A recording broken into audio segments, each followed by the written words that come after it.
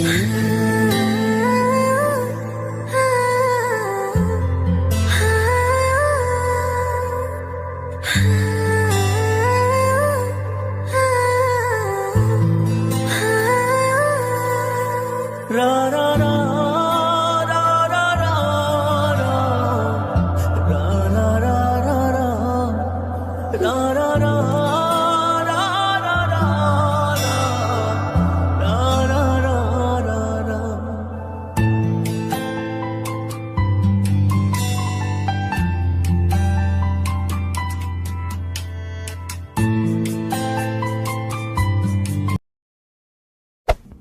there.